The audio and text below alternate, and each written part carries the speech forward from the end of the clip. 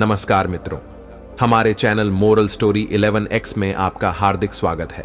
हम आपसे अनुरोध करते हैं कि इस वीडियो को अंत तक देखें। यदि आपको हमारा प्रयास पसंद आए तो कृपया वीडियो को लाइक करें और नीचे कमेंट में जय श्री राधे कृष्ण लिखें। साथ ही अगर आपने अभी तक हमारे चैनल को सब्सक्राइब नहीं किया है तो तुरंत सब्सक्राइब करें और बेल आइकन दबाएं ताकि हमारे नए प्रेरणादायक वीडियो सबसे पहले आपके पास पहुंच सके। तो चलिए दोस्तों, इस सकारात्मकता से भरे सफर की ओर बढ़ते हैं। श्रीमद् भगवद गीता का पहला उपदेश है कि चाहे आप किसी की मदद करें या ना करें, लेकिन जानबूझकर कभी किसी का दिल नहीं दुखाना चाहिए, क्योंकि जब आपकी वजह से किसी का दिल दुखता है तो याद रखना आपको भी वही दर्द एक दिन जरूर मिलेगा। मित्रों, जो किसी और का है उस पर कभी अपना अधिकार नहीं जमाना चाहिए, कभी कब्जा नहीं करना चाहिए। जब शकुनी ने षड्यंत्र करके पांडवों को हस्तिनापुर से अलग करवा दिया, एक दूसरा राज्य दे दिया, जहां की भूमि भी बंजर थी, जहां और कुछ नहीं हो सकता था, पांडवों ने उस शहर को इतना सुंदर बना दिया, इतना वैभवशाली बना दिया कि हस्तिनापुर भी उसके आगे फीका लगने लगा। और उसके वैभव को और शान को देखकर दुर्योधन अंदर ही अंदर जलने लगा। इसलिए उसने कई षड्यंत्र करके उनका वह खांडव ट्रस्ट भी छीन लिया। जो चीज उनकी नहीं थी उस पर भी कब्जा किया। तो उसका आखिर में परिणाम यही हुआ कि जो चीज उनके पास थी वह भी उसके पास नहीं रही। इसीलिए जो आपका नहीं है कभी उस पर अधिकार नहीं जमाना चाहिए और ना ही किसी का दिल दुखा आना चाहिए।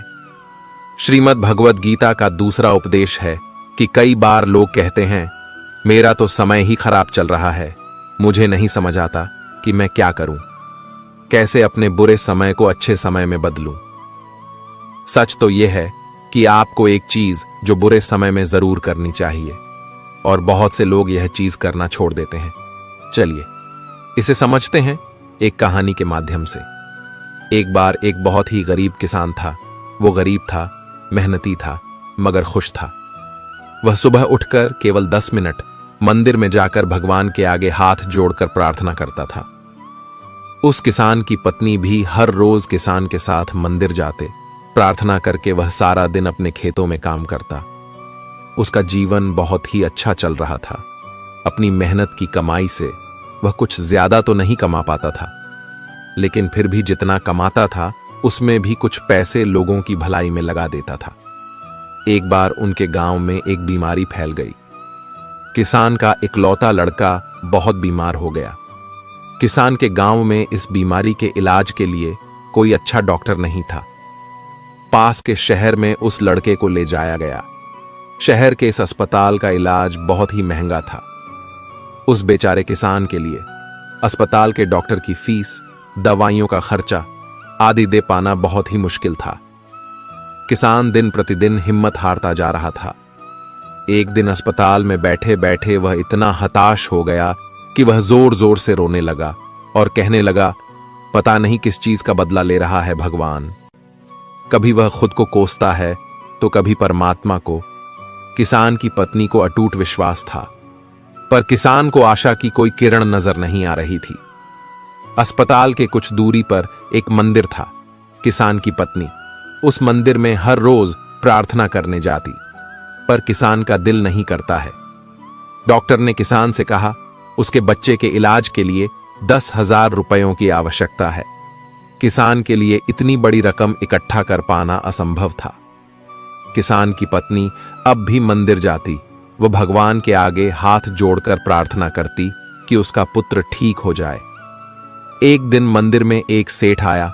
उसने किसान की पत्नी को बताया कि उसने किसान की बात उस दिन अस्पताल में सुनी जिस दिन किसान रो रहा था।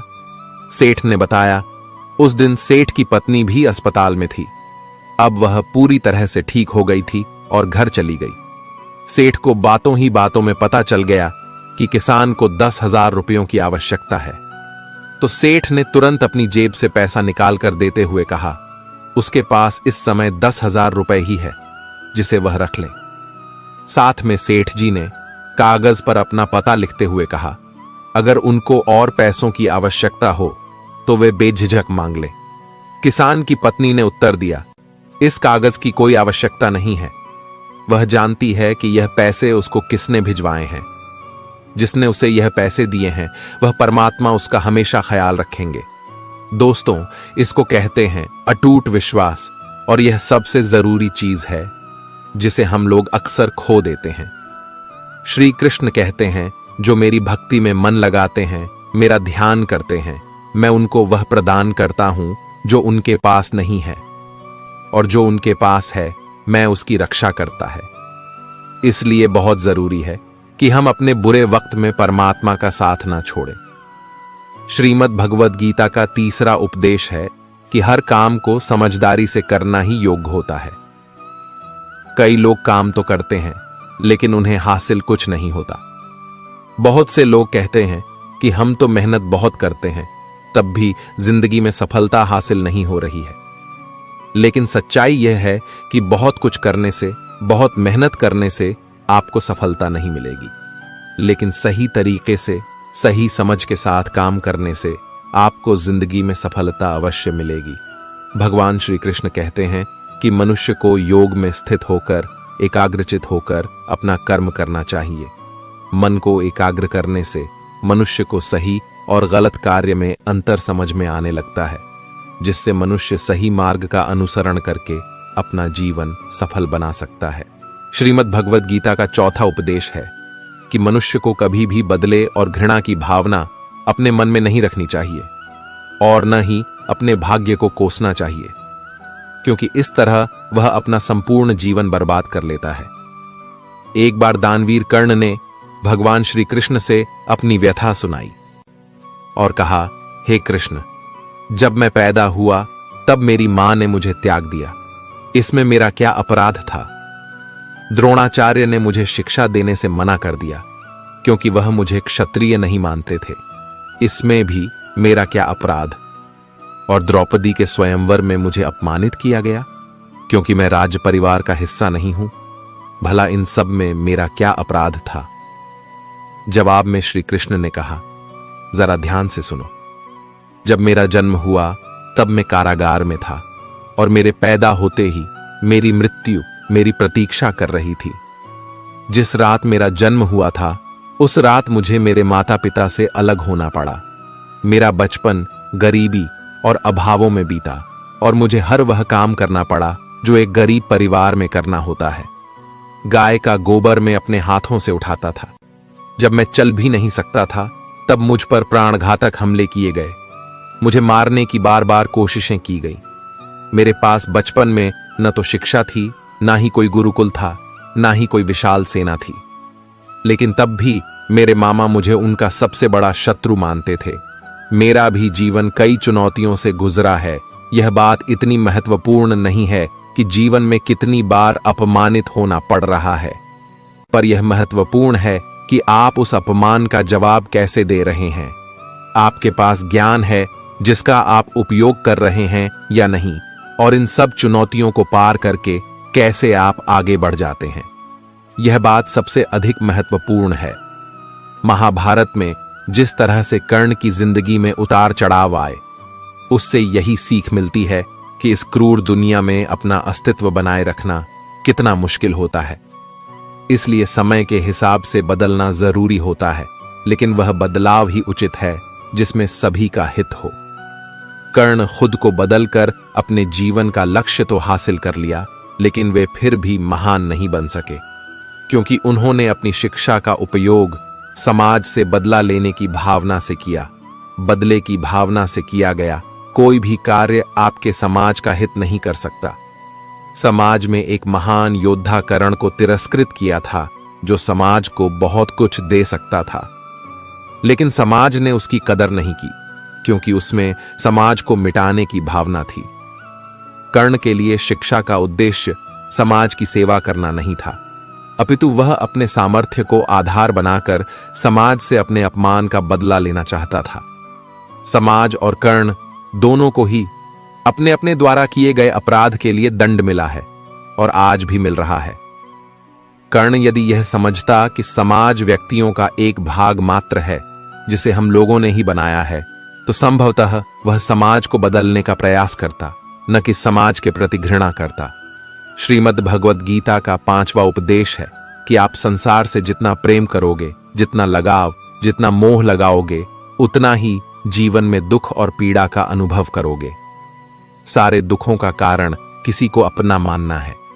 आपकी जिंदगी के सारे दुख, सारी तकलीफें, सारी चिंताएं वहीं से आती हैं, जहां आपका अपनापन होता है कि यह मेरा है, यह मेरा अपना है। यहीं से आपकी जिंदगी में दुख का आना शुरू हो जाता है।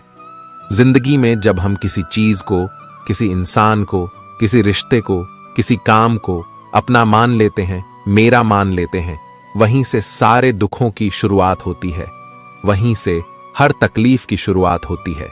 इसीलिए भगवान श्री कृष्ण कहते हैं कि अगर दुखों और निराशाओं से मुक्ति चाहते हो तो इस संसार के मोह में मत उलझो, मेरी भक्ति करो और मुझसे ही प्रेम करो। मैं तुम्हें इस संसार के सभी दुखों से मुक्त करके मोक्ष प्रदान करूंगा।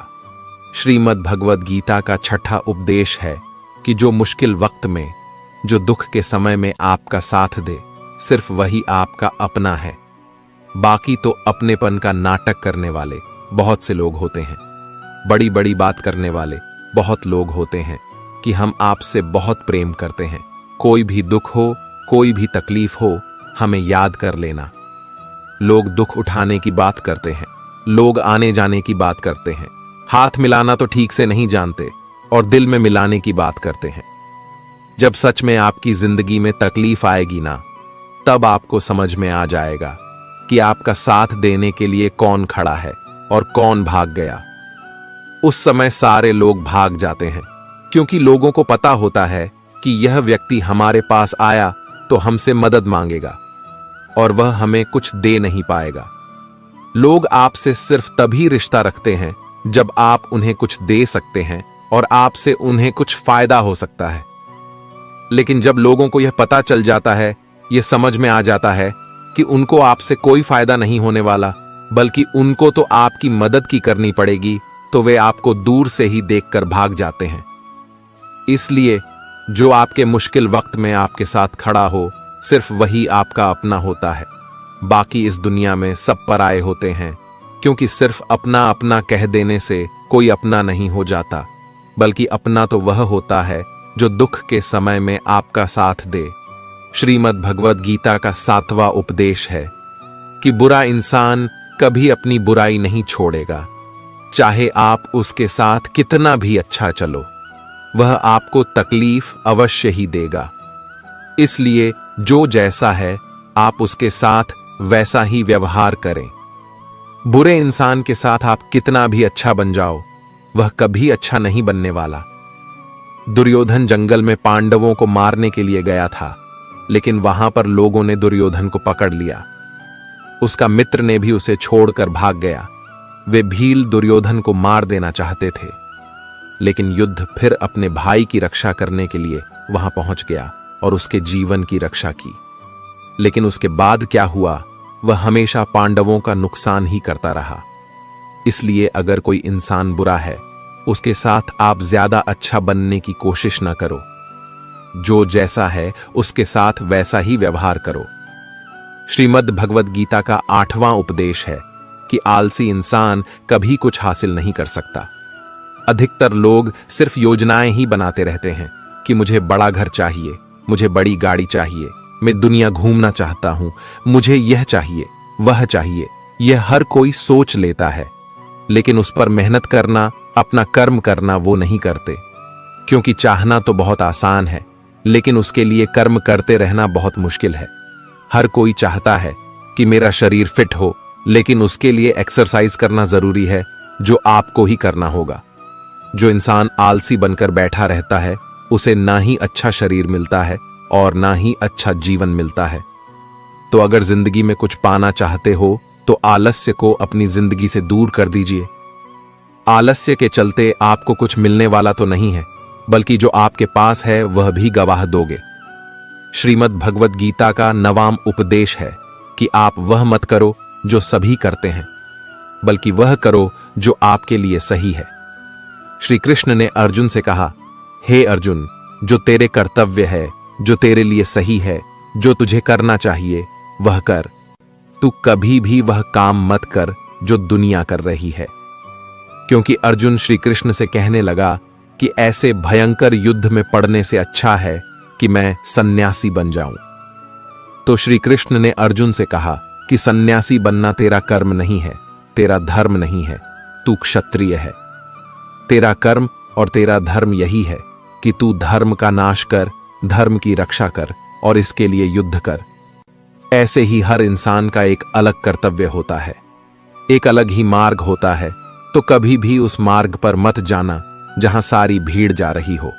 कभी भी वह काम मत करो जो दुनिया करती है कि आजकल का यह ट्रेंड हो गया है, यह फैशन हो गया है, सब करते हैं इसीलिए हम भी कर रहे हैं। सारी भीड़ यही काम कर रही है इसलिए हम भी कर रहे हैं। अगर आप वह करोगे जो भीड़ कर रही है तो आप भी उसी भीड़ में कहीं खो जाओगे। लेकिन वहीं अगर आप वह करोगे जो आपके लिए सही है, जो आपकी प्रतिभा है, तो दुनिया की सारी भीड़ में भी आप सबसे अलग नजर आओगे। श्रीमद् भगवद गीता का 10वां उपदेश है कि आप जैसा अन्न खाओगे वैसा ही आज आपका मन और आपकी बुद्धि होगी। आप वैसा ही कर्म करोगे और वैसा ही आचरण करोगे। सात्विक अन्न खाओगे तो आपका मन भी सात्विक होगा, सात्विक व्यवहार भी करोगे, सोच भी आपकी अच्छी होगी। श्री कृष्ण ने भागवत गीता में सात्विक, राजसिक और तामसिक इन तीनों आहार का विस्तार से वर्णन किया है कि क्या खाना चाहिए और क्या नहीं खाना चाहिए। और इसका निचोड़ यही है कि जो मनुष्य सात्विकता से भोजन करता है उसे जीवन में सुख और शांति अवश्य मिलते हैं। राजसिक भोजन करने से व्यवहार में क्रोध और अहंकार उत्पन्न होते हैं, जबकि तामसिक भोजन करने से व्यक्ति में काम, वासना और नकारात्मकता की अधिकता आती है, जिसके फलस्वरूप जीवन में दुख, चिंता और निराशा मिलती है। अतः हमें हमारे भोजन का चयन सोच समझकर करना चाहिए। श्रीमद् भगवद गीता का 11वां उपदेश है कि जिसे आप सबसे ज्यादा महत्व दोगे वो ही आपको कभी महत्व नहीं देंगे। आपने कभी गौर किया है कि आपका अपमान कौन लोग करते हैं? वो ही जिसे आप सबसे ज्यादा, हद से ज्यादा महत्व देते हैं। दूसरों की इज्जत करना अच्छी बात है, पर दूसरों की अगर बहुत ज्यादा इज्जत करेंगे तो उनकी नजर में आपकी इज्जत खत्म हो जाती है। इसलिए किसी को भी कभी भी अपना सब कुछ नहीं बनाना चाहिए कि तुम ही मेरे सब कुछ हो। जैसे ही आप किसी को अपना सब कुछ बना लेते हैं तो आप उसके लिए कुछ भी नहीं रह जाते हैं। इसलिए लोगों को इज्जत उतना ही देना चाहिए जितना वे हजम कर सके। हद से ज्यादा इज्जत देना आपकी ही बेइज्जती करवा सकता है। श्रीमद् भगवद गीता का 12वां उपदेश है कि डर धारण करने से भविष्य के दुख का निवारण नहीं होता है। डर से तो चिंताएं ही बढ़ती हैं जो मन का सुख चैन सभी छीन लेती हैं। किसका डर है तुम्हें? कौन तुम्हें मार सकता है? तुम शरीर नहीं हो, शरीर तो तुम्हारा मात्र एक साधन है। अपने कर्मों को सिद्ध करने का तुम एक आत्मा हो जो कि अमर है। अर्जुन युद्ध में अपने बंधु बांधव से लड़ना नहीं चाहते थे, लेकिन श्री कृष्ण ने समझाया कि जब किसी विवाद का हल शांतिपूर्ण तरीके से नहीं होता तो फिर युद्ध ही एकमात्र विकल्प बच जाता है। कायर लोग युद्ध से पीछे हटते हैं। युद्ध भूमि पर पहुंचने के बाद भी अर्जुन युद्ध नहीं करना चाहता था। तब भगवान श्री कृष्ण ने उससे कहा कि ना कोई मरता है और ना कोई मारता है, सभी निमित्त मात्र है। आत्मा अजर और अमर है। इसीलिए मनुष्य को डरना नहीं चाहिए, अपितु अपने नियत कर्मों को निडरता के साथ संपन्न करना चाहिए। श्रीमद् भगवद गीता का 13वां उपदेश है कि हमारे रिश्तेदार ही हमसे सबसे ज्यादा चलते हैं। हमारी सफलता से सबसे ज्यादा दिक्कत हमारे रिश्तेदारों को ही होती है। बाहर वालों को कोई फर्क नहीं पड़ता कि आपकी जिंदगी में क्या हो रहा है, और जो आपके रिश्तेदार होते हैं उनकी पूरी नजर रहती है आपकी जिंदगी पर। बाहर से तो वे यही कहेंगे कि आगे बढ़ो, सफल हो जाओ, खुश रहो जिंदगी में। और जब उन्हें आप अपनी सफलता के बारे में बताएंगे, अपनी किसी कामयाबी की खबर उनको सुनाएंगे, तो उसे सुनकर उन्हें बिल्कुल भी खुशी नहीं होती। कई बार सारी दुनिया आपको पसंद करती है, आपके काम की तारीफ करती है, लेकिन आपकी कदर आपके घर में ही नहीं होती। पांडवों के हर सुख से दुर्योधन जलता था। जब भी पांडव किसी काम में सफल होते थे उसे बिल्कुल भी बर्दाश्त नहीं होता था। दुर्योधन हर कोशिश करता था पांडवों को नीचे गिराने का, जितना हो सके उन्हें दुखी करने का, और यही भाइयों की आपसी जलन महाभारत के युद्ध की वजह बनी, जिसमें न जाने कितने अनगिनत लोग मारे गए। बाहर वालों को क्या फर्क पड़ता है कि आप कैसी जिंदगी जीते हैं, लेकिन यह जो रिश्तेदार होते हैं, ये जो करीबी लोग होते हैं, मजाल है जो इन्हें आपकी खुशी बर्दाश्त हो जाए। सबसे खतरनाक होते हैं ये लोग, क्योंकि यह बाहर से बहुत मीठा बोलते हैं, आपको अच्छे अच्छे शब्द कहते हैं, लेकिन आपकी पीठ पीछे ये आपसे जरा भी खुश नहीं होते। तो इसीलिए किसी को भी अपना समझने से पहले आप यह जरूर जांच परख लें कि वो सच में आपका अपना है, यह सिर्फ अपनेपन का दिखावा कर रहा है। श्रीमद् भगवद गीता का 14वां उपदेश है कि मनुष्य को अपने कर्मों का फल भोगना ही होता है, जो बोया है वहीं काटोगे। यदि आपने मां बाप की सेवा की है तो ही आपकी संतान बुढ़ापे में आपकी सेवा करेगी, वरना कोई पानी पिलाने वाला भी पास नहीं होगा। इसीलिए बुरे कर्मों का त्याग ही सर्वोत्तम है। एक गरीब आदमी मछली पकड़ रहा था। मछली पकड़ते पकड़ते उसने एक ताजी ताजी मछली पकड़ी। पास में ही एक सेठ भी मछली पकड़ रहा था, लेकिन मछली पकड़ने का अनुभव न होने के कारण काफी देर से उसके हाथ एक भी मछली नहीं लगी। सेठ ने जब देखा कि उस गरीब आदमी ने ताजी ताजी मछली पकड़ी है, तो उसके मन में मछली को देखकर लालच आ गया और उसने गरीब आदमी के हाथ से मछली छीन ली। गरीब आदमी ने सेठ से कहा, यह मछली मैंने पकड़ी है, आप इसे क्यों छीन रहे हैं? सेठ ने अपनी ताकत दिखाते हुए उस गरीब आदमी से कहा, चल जा, दूसरी पकड़ लेना, यह मछली तो अब मेरी है। ऐसा कहकर सेठ वहां से चलने लगा। अभी मछली जिंदा थी और तड़प रही थी। मछली ने सेठ के अंगूठे में काट लिया, जिससे वह सेठ के हाथ से छिटक गई और फिर से पानी में जा गिरी। सेठ के अंगूठे में गहरा घाव हो गया और तेजी से खून बहने लगा। सेठ दौड़ा दौड़ा डॉक्टर के पास गया। डॉक्टर ने अंगूठे पर पट्टी कर दी और बोला, 3 दिन बाद आकर दिखाना। 3 दिन के बाद सेठ दोबारा डॉक्टर के पास पहुंचा और अपना घाव दिखाया। घाव ठीक होने की बजाय और गहरा हो गया। डॉक्टर ने बोला, अभी अंगूठे को काटना पड़ेगा, अगर नहीं काटा तो हाथ खराब हो जाएगा। मरता क्या ना करता। सेठ ने अपना अंगूठा कटवा लिया। डॉक्टर ने फिर से पट्टी बांधी और 3 दिन बाद आने के लिए कहा। 3 दिन बाद फिर गया। पट्टी को खोला गया। घाव सड़ने लगा था, जिसे देखकर डॉक्टर ने बोला, आपका घाव सड़ रहा है, हाथ कलाई तक काटना पड़ेगा, नहीं तो पूरा हाथ सड़ जाएगा। सेठ बोला, काट दो, और कोई रास्ता नहीं है। सेठ की कलाई काटकर पट्टी बांध दी गई और उसे 4 दिन बाद फिर से आने के लिए कहा। सेठ 4 दिन बाद पहुंचा। डॉक्टर ने पट्टी खोलकर देखा तो घाव वैसे का वैसा था। डॉक्टर ने कहा, हाथ कोहनी तक काटना पड़ेगा, नहीं तो पूरा बाजू सड़ जाएगा। सेठ ने वो भी कटवा लिया। सेठ को पट्टी बांध दी गई और 4 दिन बाद फिर से आने को कहा। 4 दिन बाद डॉक्टर ने घाव को देखकर कहा, अब तो बाजू काटना पड़ेगा, नहीं तो पूरा शरीर साथ सड़ जाएगा। अब सेठ का पूरा बाजू कट चुका था। तभी सेठ के एक मित्र ने उससे पूछा कि तुझसे कहीं कोई गलती तो नहीं हुई? आखिर ये क्या हो रहा है? तू जाने अनजाने कोई गलती तो नहीं कर बैठा, जिसके कारण तेरे साथ यह सब हो रहा है? सेठ बोला, हां, एक गलती तो हुई है। मैंने किसी की मछली पर हाथ मारा था। मेहनत उसकी थी, मगर खाना मैं चाहता था। मित्र ने जैसे ही सुना, उसने सेठ से कहा, जरूर ये उस मछली वाले आदमी की वजह से ही हो रहा है। तू जल्दी से जा और उसे ढूंढ, उसके सामने नाक रगड़ और माफी मांगी। सेठ दौड़ा और उस गरीब आदमी को ढूंढा, उसके पैरों में गिर गया और उससे पूछा, यह तूने क्या किया?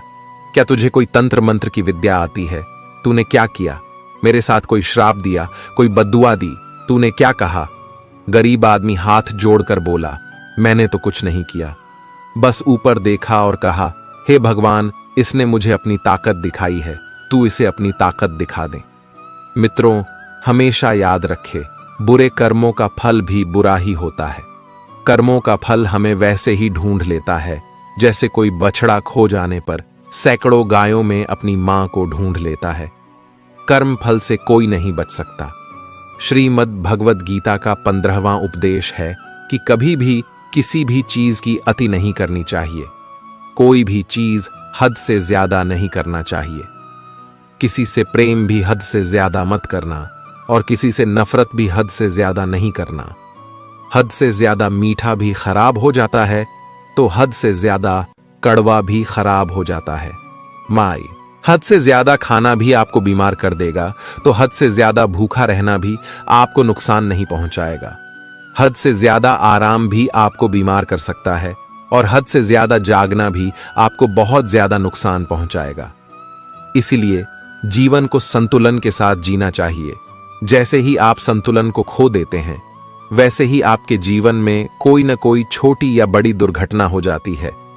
श्रीमद् भगवद गीता का 16वां उपदेश है कि जीवन में हमें मित्रता हमेशा सोच समझकर करनी चाहिए और जिसे भी अपना मित्र बना है उसका साथ हमेशा निभाना चाहिए।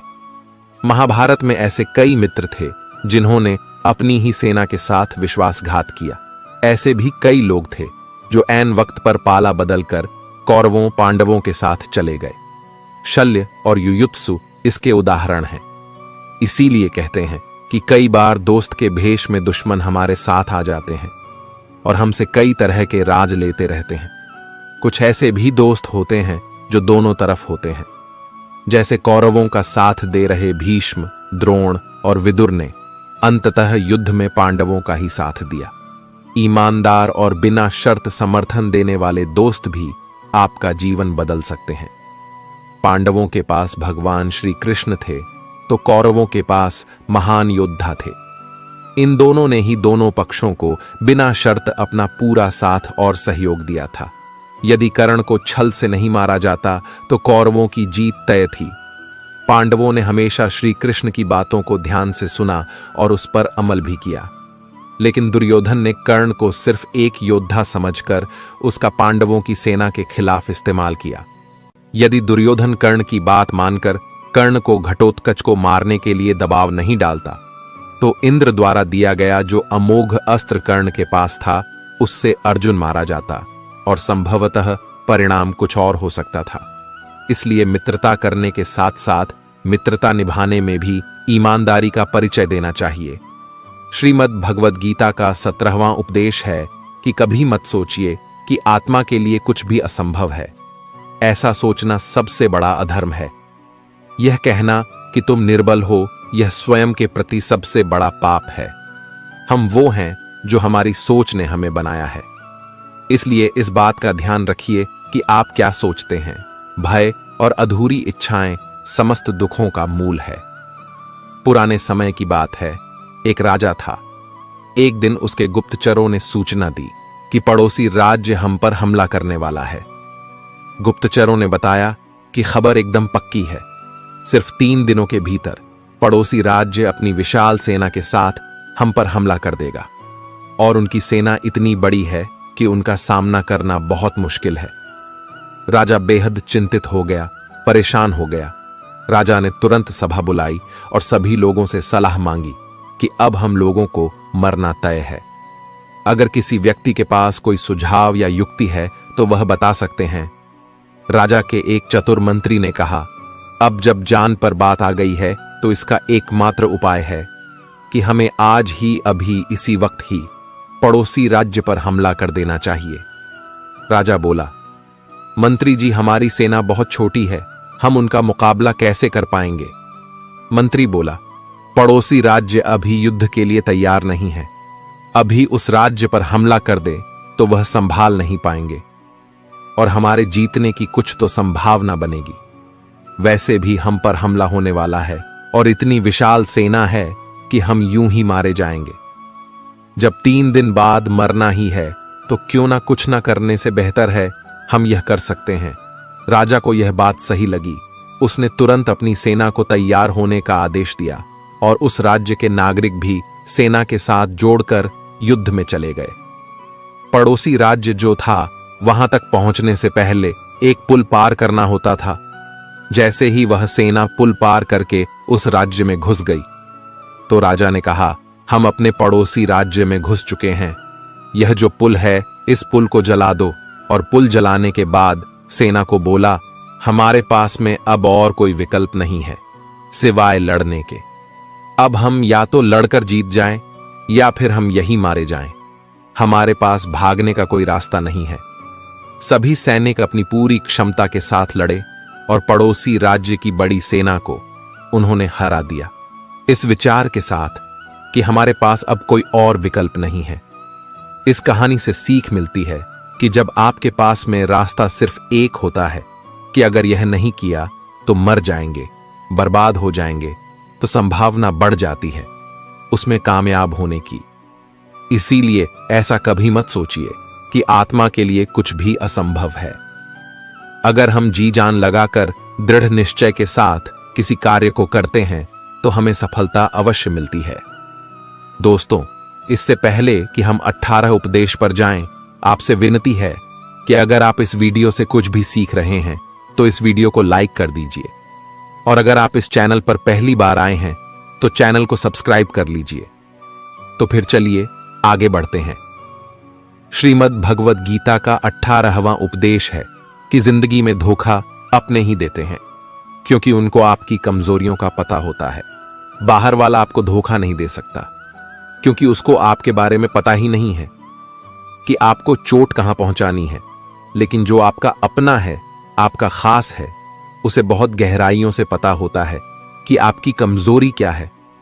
ऐसा क्या करें जिससे इसको दर्द पहुंचाया जा सके, जिससे इसको हम नीचा दिखाया सकते हैं, इसको चोट पहुंचा सकते हैं। यह कलयुग है, इसमें बाहर वालों से नहीं, जो हमारे अपने हैं ना, उनसे ही सावधान रहना होता है। महाभारत का युद्ध 2 अलग अलग राज्यों में नहीं हुआ था, बल्कि एक ही परिवार के भाइयों में हुआ था। सभी आपस में एक ही वंश के लोग थे। कितनी बार दुर्योधन ने जहर देकर भीम को मारना चाहा, न जाने कितनी बार दुर्योधन ने पांडवों को जान से मारने की कोशिश की। वह उनका कोई पराया नहीं था, बल्कि उनका भाई ही था। सारी लड़ाइयां घर के अंदर ही होती हैं, बाहर कौन लड़ेगा हमसे, घर में ही सारे झगड़े होते हैं। तो आपको चोट सिर्फ वही लोग पहुंचा सकते हैं जो आपके अपने हैं। आपको धोखा सिर्फ वही लोग दे सकते हैं जो आपके अपने हैं। श्रीमद् भगवद गीता का 19वां उपदेश है कि वो इंसान जिंदगी में सफल माना जाएगा जो अंदर से हमेशा खुश रहता है। बाहर से तो सभी खुश दिखाई देते हैं, लेकिन अंदर से इंसान अशांति से भरा रहता है। बहुत पैसा कमा लिया, कामयाबी हासिल कर ली, लेकिन वह कामयाबी असली नहीं। असली कामयाबी तब मानी जाएगी जब आपका मन खुश रहता है। खुशी प्राप्त करने के लिए हम पूरा जीवन भौतिक संसाधनों को जुटाने में लगे रहते हैं। धन, गाड़ी, बंगला इत्यादि प्राप्त करने की दौड़ में लगे रहते हैं कि इन्हें प्राप्त करने से हमें खुशी मिलेगी। लेकिन वास्तविकता में ऐसे भौतिक संसाधनों को प्राप्त करके मिलने वाली खुशी थोड़े ही समय के लिए होती है। जैसे ही हमें वो संसाधन मिलता है, हमारा मन दूसरे संसाधन को प्राप्त करने के लिए परेशान होने लगता है।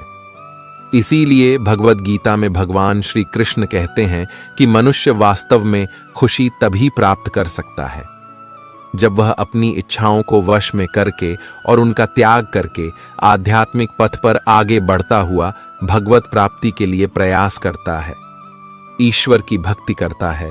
ऐसा मनुष्य जो सभी कामनाओं से रहित होकर सुख और दुख को समान भाव से देखता है, वह भीतर से आनंद और संतोष को प्राप्त करता है। श्रीमद् भगवद गीता का 20वां उपदेश है कि मनुष्य को हमेशा अपने कर्म पर ध्यान लगाना चाहिए, न कि इस बात पर कि लोग क्या कहेंगे या लोग क्या सोचेंगे। क्योंकि जब हम इस बात की परवाह करते हैं कि लोग क्या सोचेंगे, तब हम अपना कार्य ठीक से नहीं कर पाते। एक बार एक फल वाला बाजार में बैठकर फल बेच रहा था। उसने अपने पीछे एक बोर्ड लगाया हुआ था जिस पर उसने चौक से लिख रखा था कि यहां ताजे फल बेचे जाते हैं। एक ग्राहक ने उससे कहा, हमें मालूम है तुम यहां बैठे हो, वहां नहीं, इस पंक्ति में से यहां मिटा दो। फल वाले ने शब्द मिटा दिया और अब बचा ताजे फल बेचे जाते हैं। एक दूसरा ग्राहक बोला, हम जानते हैं तुम ताजे फल बेचने हो, कोई सड़े हुए तो नहीं बेचते हो, इसलिए इस वाक्य से ताजे मिटा दो। फल वाले ने ताजे भी मिटा दिया और बोर्ड पर बचा कि फल बेचे जाते हैं। तीसरा ग्राहक आया और कहने लगा कि हमें दिख रहा है कि तुम फल ही बेच रहे हो, इसे लिखने की क्या जरूरत है, इसमें से फल को हटा दो। फल वाले ने वैसा ही किया और अब बचा था कि यहां बेचे जाते हैं। तब एक और ग्राहक आया और उसने बोर्ड को पढ़कर फल वाले से कहा, पीछे क्या लिखा है, बेचे जाते हैं। हमें पता है तुम बेचने के लिए ही बैठे हो, कोई मुफ्त में थोड़ी ना बांट रहे हो, चलो मिटाओ। इस बेचारे फल वाले ने जो बचे कुचे शब्द थे वह भी मिटा दिए और अब वह बोर्ड खाली हो गया। तब एक और व्यक्ति आया और फल वाले को बोला, पागल हो गए हो क्या, इस बोर्ड पर तुमने कुछ लिखा क्यों नहीं है। इसलिए दोस्तों, दुनिया में हर एक इंसान की अपनी एक राय होती है और इंसान दूसरों को सलाह देने में माहिर होता है। हम यह नहीं कह रहे हैं कि आप किसी की सलाह न सुने, बस यह कह रहे हैं कि उनकी राय सुनते सुनते अपनी राय ना भूल जाए। इसलिए हारे हुए की सलाह सुनिए और जीते हुए का तजुर्बा, लेकिन दिमाग खुद का लगाइए। डरिए मत कि हम गलती कर बैठे तो क्या होगा, क्योंकि गलतियों से ही सीखोगे। गलतियों से खुद का तजुर्बा तो आएगा। आज हार गई तो कल जीतोगे भी। अरे लोग हमारे बारे में क्या सोचते हैं, यह भी अगर हम ही सोचेंगे तो फिर वो लोग क्या सोचेंगे। इसीलिए कहते हैं, सबसे बड़ा रोग क्या कहेंगे लोग। श्रीमद् भगवद गीता का 21वां उपदेश है कि जो आपके साथ अधर्म करें, पाप करें, गलत करे, उसे दंड जरूर देना चाहिए। किसी के अत्याचार को सहन नहीं करना चाहिए। अगर आप उसे सहते हैं तो वह आपके साथ और गलत करता रहेगा।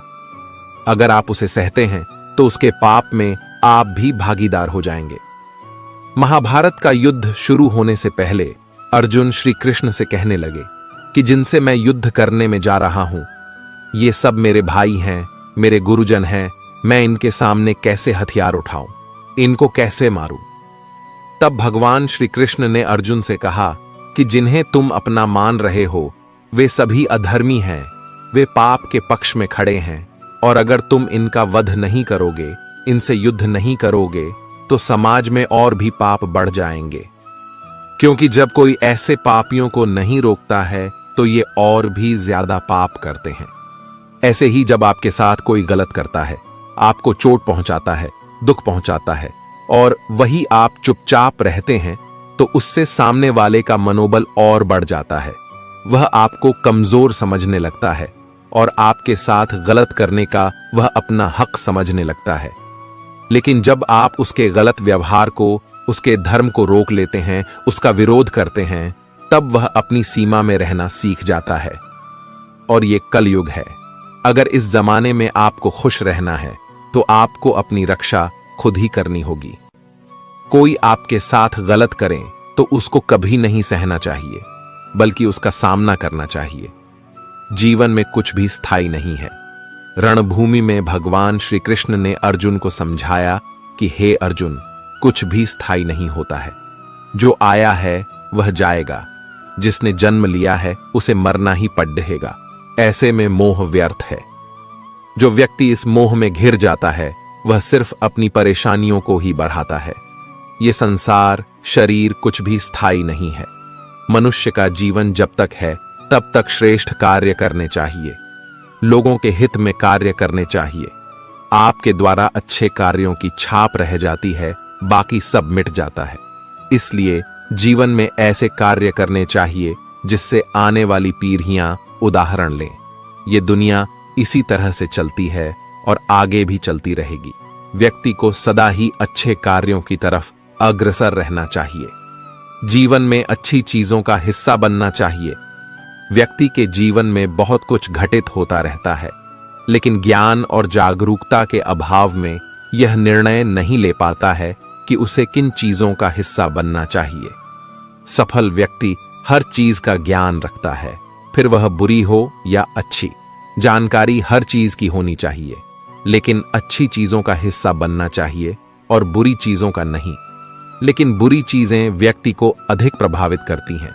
ऐसे में व्यक्ति अच्छी चीजों को त्याग कर बुरी चीजों को अपना लेता है और यहीं से उसके पतन का आरंभ होता है।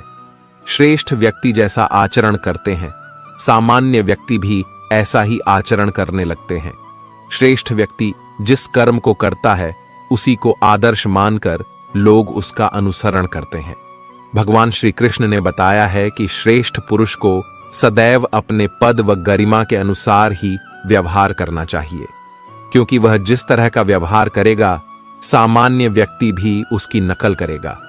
जो काम श्रेष्ठ पुरुष करेगा सामान्य व्यक्ति उसी को अपना आदर्श मानेंगे। उदाहरण के तौर पर अगर किसी संस्थान में उच्च अधिकार पूरी मेहनत और निष्ठा से काम करते हैं तो वहां के दूसरे कर्मचारी भी उन्हीं की तरह काम करेंगे। लेकिन अगर उच्च अधिकारी काम नहीं करेंगे तो कर्मचारी उनसे भी ज्यादा आलसी हो जाएंगे। शास्त्रों में बताए गए अपने धर्म के अनुसार कर्म कर, क्योंकि कर्म नहीं करने की अपेक्षा कर्म करना श्रेष्ठ है, तथा कर्म नहीं करने से तेरा शरीर निर्वाह भी नहीं सिद्ध होगा। भगवान श्री कृष्ण अर्जुन के माध्यम से मनुष्यों को समझाते हैं कि हर मनुष्य को अपने धर्म के अनुसार कर्म करना चाहिए। जैसे विद्यार्थी का धर्म है विद्या प्राप्त करना, सैनिक का कर्म है देश की रक्षा करना। जो लोग कर्म नहीं करते उनसे श्रेष्ठ वे लोग होते हैं जो अपने धर्म के अनुसार कर्म करते रहते हैं, क्योंकि बिना कर्म किए तो शरीर का पालन पोषण करना भी संभव नहीं है। जिस व्यक्ति का जो कर्तव्य तय है उसे वो पूरा करना चाहिए। ज्ञानी पुरुष को चाहिए कि कर्मों में आसक्ति वाले अज्ञानियों की बुद्धि में भ्रम अर्थात कर्मों में अश्रद्धा उत्पन्न नहीं करे, किंतु स्वयं परमात्मा के स्वरूप में स्थित हुआ और सब कर्मों को अच्छी प्रकार करता हुआ उनसे भी वैसे ही कराए। यह प्रतिस्पर्धा का दौर है, यहां सब आगे निकलना चाहते हैं। ऐसे में संस्थानों में यह होता है कि कुछ चतुर लोग अपना काम तो पूरा कर लेते हैं, लेकिन अपने साथ के मनुष्य को उसी काम को टालने के लिए प्रोत्साहित करते हैं या फिर काम के प्रति उसके मन में लापरवाही का भाव भर देते हैं।